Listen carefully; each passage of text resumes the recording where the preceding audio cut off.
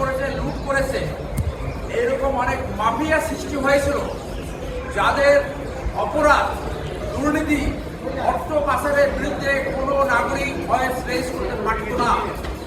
এইরকম একজন ছিল নাশা গ্রুপের কর্ণধার ও এক্সিম ব্যাংকের চেয়ারম্যান নজরুল ইসলাম মজুমদার।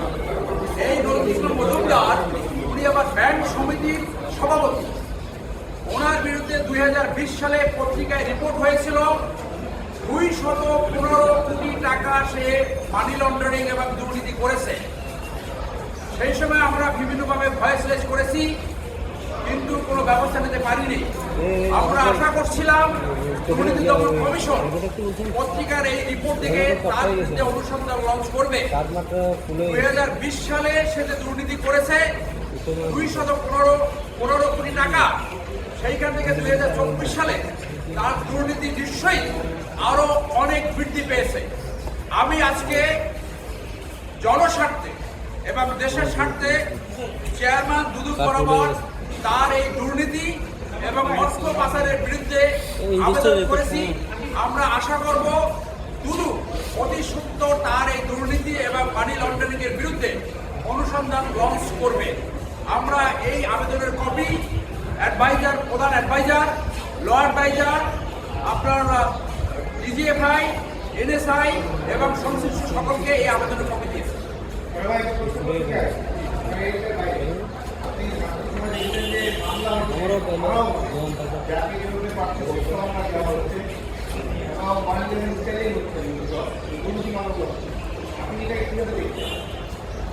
আমি মনে করি এটা হওয়া উচিত নয়। মামলাগুলো হতে হবে স্পেসিফিক। আমরা গত রেজিমে দেখেছি যে মামলা হয় একটা, অজ্ঞাত থেকে হাজার হাজার।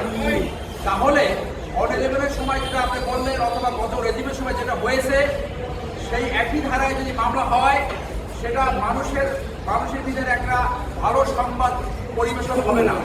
আমরা মনে করি প্রত্যেকটা মামলা স্পেসিফিক হতে হবে এবং এই বিপ্লবী সরকার, অভ্যুত্থানের মাধ্যমে যে সরকার গঠিত হয়েছে, তারা কোনোভাবে হিংসা পরায়ণ হবে না এবং কোনো মিথ্যা মামলা করবে না। যে অন্যায়গুলো করা হয়েছে, যে খুন খারাপিগুলো করা হয়েছে, যে গণহত্যা হয়েছে, সেইগুলো স্পেসিফিক যারা অপরাধ করেছে তাদের বিরুদ্ধে মামলা হতে হবে এবং তাদেরকে বিচারের সম্মুখীন করতে হবে। Thank you. বিশেষ করে কবি মারা লাগবে।